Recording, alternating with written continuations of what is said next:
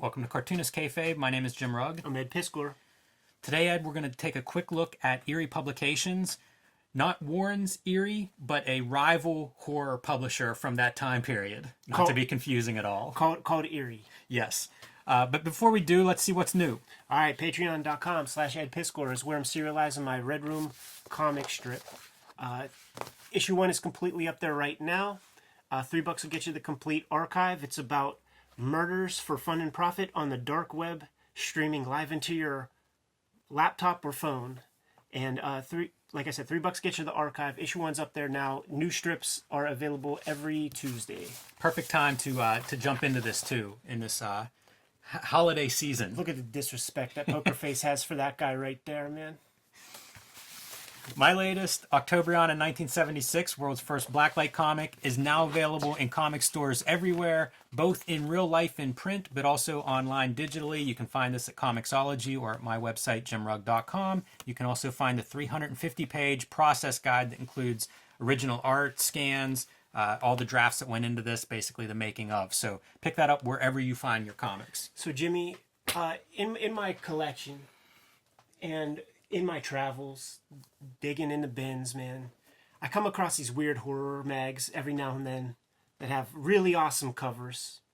The interiors, little whatever, but they're eerie magazines. That's exactly what Eerie is, Ed. That is, you've summed it up perfectly. It's all covers. The insides, I'm going to start flipping as we talk because that's really what I want to show off with this book. This is a Farrow House publication. They did a great job with it in terms of like reproduction and in research. You know, you get the whole backstory of this pretty interesting, unusual company. But I do want to flip through as we talk, just so everybody can see some of these covers. Intro by Steve Bissett, you know, one of favorites of this channel, I think. But talking about his experience, he's a devout horror fan. And come across these magazines early in his reading and kind of sets the stage for what they were, which was low-budget exploitation magazines. The publisher saw Warren having a bit of a success there with their horror magazines. He was a magazine publisher at the time that was doing a lot of sleazy exploitation-type magazines and said, perfect, and started up his own horror line. You know, that makes perfect sense because I think about like modern versions of that guy you just described. And it's a lot of it is like the graphic novels that are done by like New York publishers where they have no real fucking clue. They're not really into the shit, but they see a market, and then the comics that you see are ass. You know, they're garbage. Yeah, a lot of this stuff is sold that way. You have the right cover, you have the right title, you have this thing where it's like, there's the press release I can sell, I can get, you know, I can get promotional mileage out of this just with those things. And that's what you had here. So the primary publisher is Myron Fass, who was a golden age artist, drew all kinds of stuff. But after the, the Comics Code Authority comes in and comics really are somewhat shut down, gets into publishing and publishing magazines and would publish things about, you know, Kennedy assassination, Elvis death. If you were famous, he might do a one-off magazine. It was kind of known for doing these one-off magazines. His thing was sell 20,000 copies of the magazine and you're in business. And so he did all this stuff. Girly mags, gentleman mags, published all the way up into the 90s when he was like in Florida and owned a gun store and was doing gun magazines. So the publishing thing was just something that he, must have had connections through distribution and stuff, had that model down and was publishing a ton of magazines. These were just one imprint. So he had several companies. The Eerie Company forms in 1966 along with Stanley Harris, they would split at some point. That becomes Harris Comics, who also had his line of magazines, and the comics were just one imprint within that line of magazines. Yeah, Guitar World is like the most popular Harris mag. Yeah, so, you see some of the ingredients that are going to contribute to the rise of this Eerie Publications, Creepy Warren magazine being one of them. Sincerest form of flattery. It's another way to say this guy's making a quick buck off something that he saw was successful. If imitation is the greatest form of flattery, punk, don't flatter me. One thing that they would do is recycle stories. So they would literally use stories from the pre-code horror stuff and maybe redraw a little bit, rework it, put a different title on it, that kind of thing. I was going to ask, like some of that stuff had a real like kind of golden age finish and look like it was probably like a Xerox of a Xerox. It was about this quality, you know, like. These are some of the other publications that he was producing. You know, I mentioned like the girly magazines, the men's magazines and stuff. Same trend. You know, I'm sure Playboy or whatever's taken off, and it's like, we can do that. We can do low budget magazines like that and make them a little bit even sleazier. He was known for carrying around a 44 Magnum Myron Fast in his pants in the office. You know, like you always hear stories about the early newsstand distribution, maybe not early, but how connected it was to organized crime. Maybe there's something to that. Yeah, man. Like, talk to Plaxico Burress about keeping guns in your pants. It's not get a holster, get a shoulder holster. Yeah. So here you start to see information about the recycling of stories, reworking them, sometimes redrawing them in part or in whole, but definitely like lifting. Why would you invent something new if you could, just reuse the same old stuff? And they would do that over and over. It's so interesting. Like, I mean, this is a serial entrepreneur. This is a guy who's in the game to make money. He's not bearing the lead at all. But he pays people for the cover. Like, one person who had the chance to like work under that, and they could have made something amazing. They could have. Some of the covers I like a lot. This is, I think, their first publication, maybe, or one of their first. This is, Steve Bissette talks about this in his intro quite a bit, this specific cover, and how, like, you can see these, like, the drawn parts that aren't even finished being painted in the background, and how he had a reaction to that. That was a weird thing to see on the newsstands. You know, it just didn't make sense with next to, like, a polished, finished, say, Warren cover or something. This was really strange, and I think we've talked about that with comics, where, like, you'll see that part that's unfinished or not right, and there's some quality about it that makes that more striking, more jarring, more memorable. Yeah, it has the quality that like fanzines do, you know, like and when you see, like, say it's mid 80s or something, and all you see is comics from the grocery store. When you see a fanzine, it's super attractive just because it's different. Right. Carlos Burgos. Oh yeah, Carlo Burgos, the creator of the Human Torch. Yes. Yeah, that's the cover artist here. He was like the art director. A little bit of probably, disdain maybe for his fellow industry at that point. Burnout maybe a little bit, feeling like he had been crossed one too many times by the comics industry. Happy to maybe throw his lot in with this guy and get back at them a little bit. One of the other imprints or publishing houses that Myron Fast created around this time, MF Enterprises, which published Captain Marvel by Carl Burgos. Yeah, so like he was doing comics, he was just publishing whatever he thought he could make a buck off of.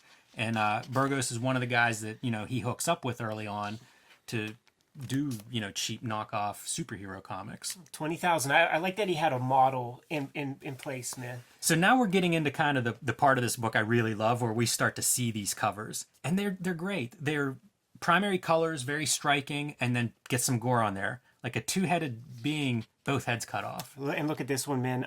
Adam Strange is like one of the outlying science fiction heroes of DC Comics.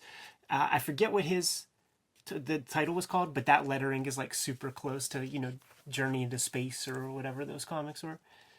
Like I said, man, why invent a new logo whenever you could just swipe one from something that's already successful? Look, skin being peeled off of her face. Really graphic, right? I love those bright colors though, and I have a couple issues of this stuff. That's one of those trippy where you repeat the eyeballs, right? And then it's almost like your eyes can't focus, right? What is it? It's called Tales from the Crypt. Like, what was that? I smell a lawsuit. Tales from the Crypt, Volume 1, Number 10. That's funny. Just pushing what he could get away with, right? That's funny as shit. You know what? We just won't distribute that one in New York. Yeah, man.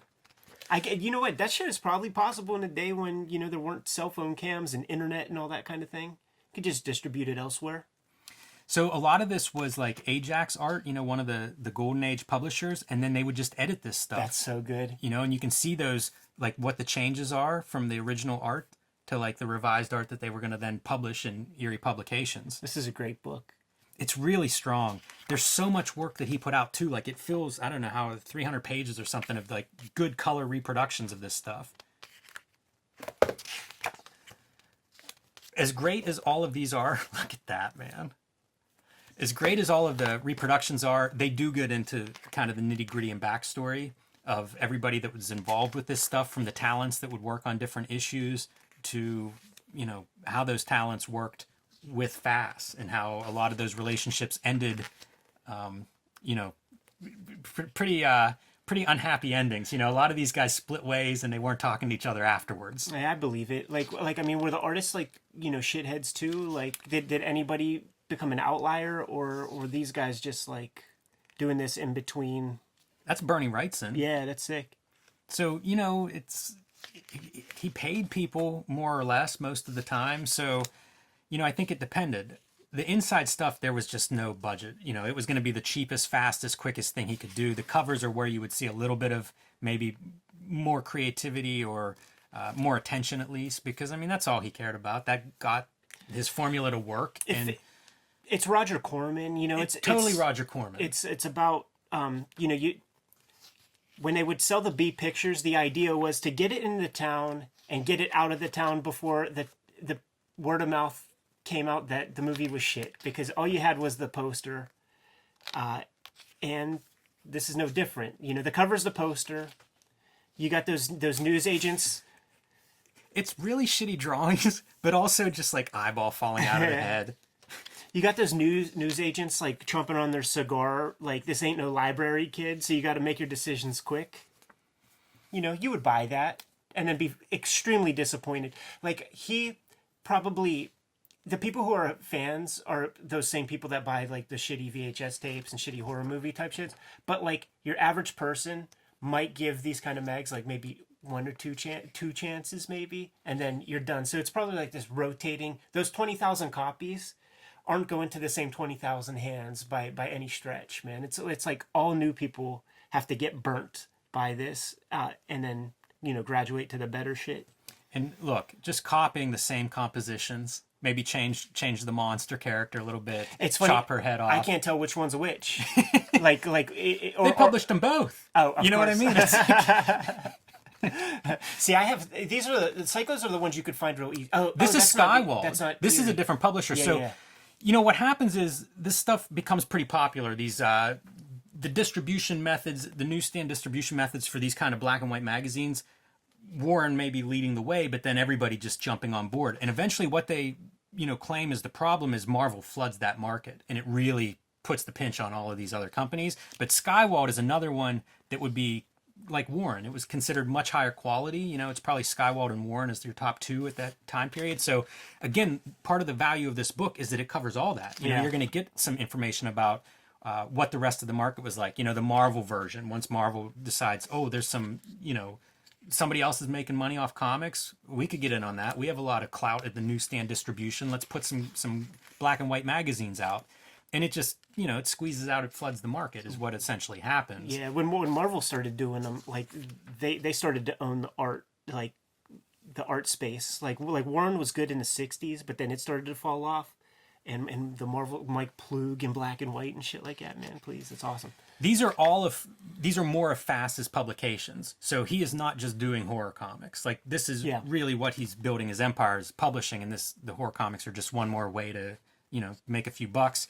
I want to call attention. I think that's a really nice, cool drawing and title page. But all of this stuff is cited. So that artist is Antonio Reynoso, who I don't know, but almost every piece of art that you find in here is the artist is cited. It's really well done as a historical document of what they're documenting, what they're describing, and pretty in depth. They look at a few specific stories. They look at, like I said, many of the players that are involved, like the main artist as well as the publishers and partners and art director. So you get a pretty robust look at what this publisher is, and it's entertaining, man.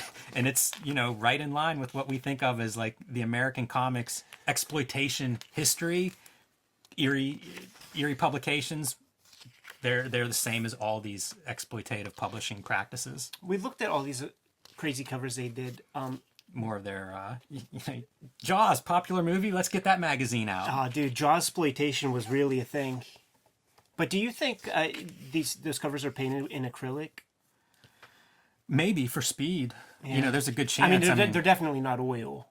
Yeah, you're turning these things around. I'm sure they were painting several of these at a time and turning them around as fast as they could. So probably. Is there like one like Basil Gogos type outlier, like the guy who does the most of the covers? Like I don't know the answer to that. you didn't I see think repeating names. I don't. No, I didn't notice that. Although it might be spelled out. I haven't read this whole book in a while, so that could be spelled out who their primary artists are.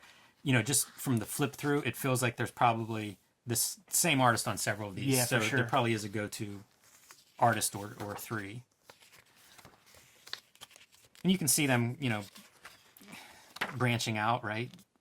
Monsters, famous monsters. That's popular. Let me do some monster magazines. Jimmy, when It's just when desktop publishing, that's so shitty. I know, when desktop publishing was in vogue and shit, like in the '90s, I have boxes full of like these horror mags that people would bring to Pittsburgh Comic Con. There would be one or two issues, and it would be pixelation on the inside. But I have a ton of that kind of stuff.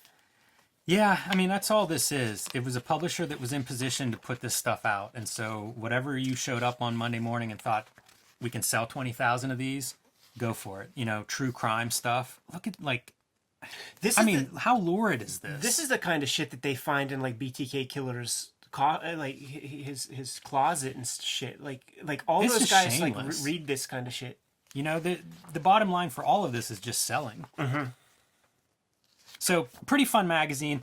Gasm they published. Oh, I think that's we've looked awesome. at an issue of this. At least we have off camera. I don't know if we've looked at it on camera, We but have like to. James O'Barr early work, I believe, is in that. I have a couple issues of it. I don't know. Maybe did like half a dozen issues, maybe total.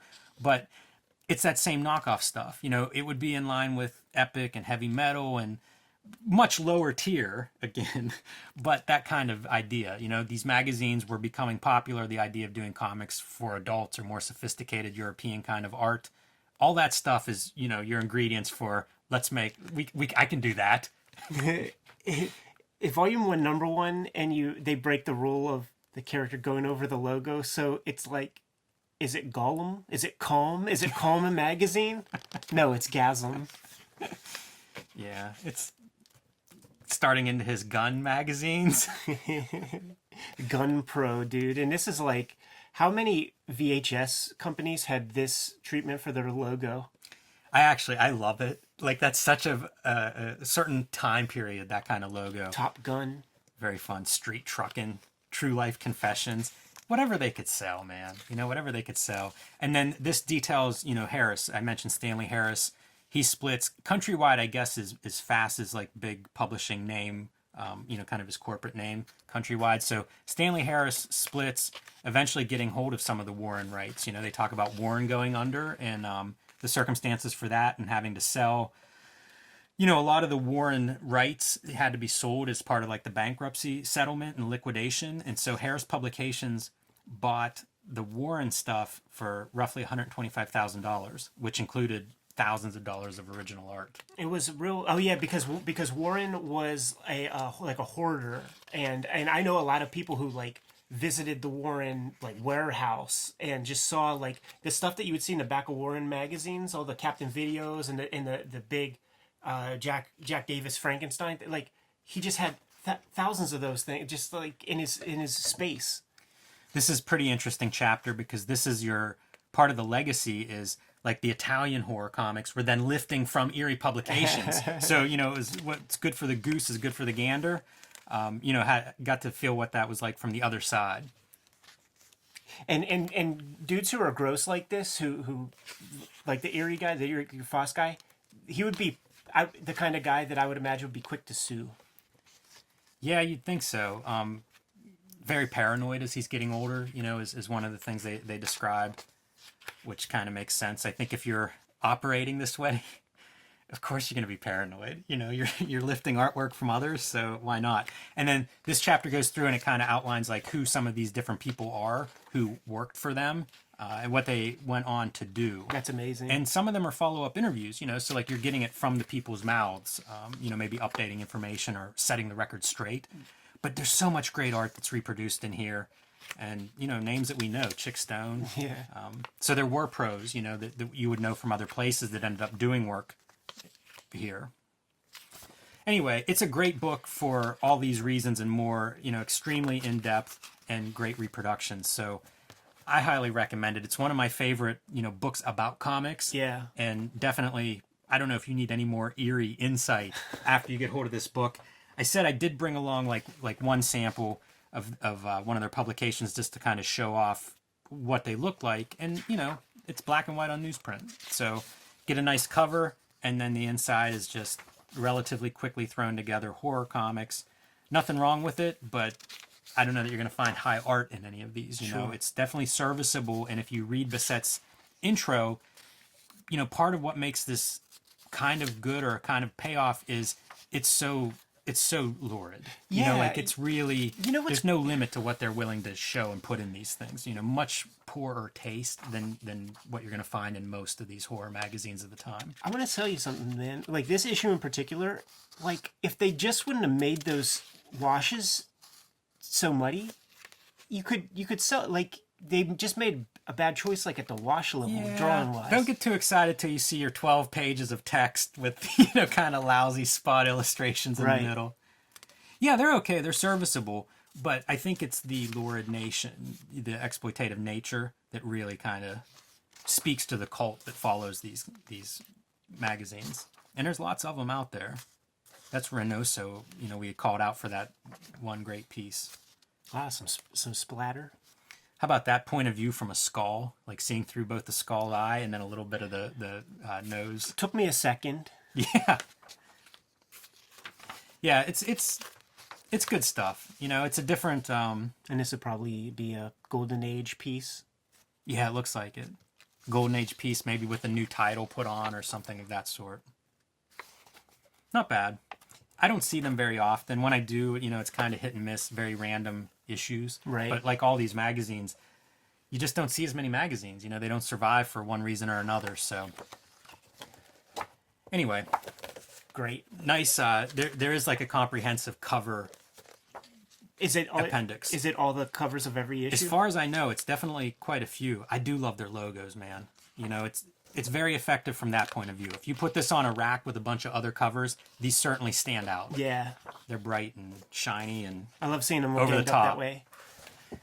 So the Weird World of Eerie Publications, I highly recommend it. It's a real fun read. And for horror comics, horror fans, there's a lot to enjoy in this book. Yeah. If it answered all the questions you had about Eerie Publications, then it's a must read.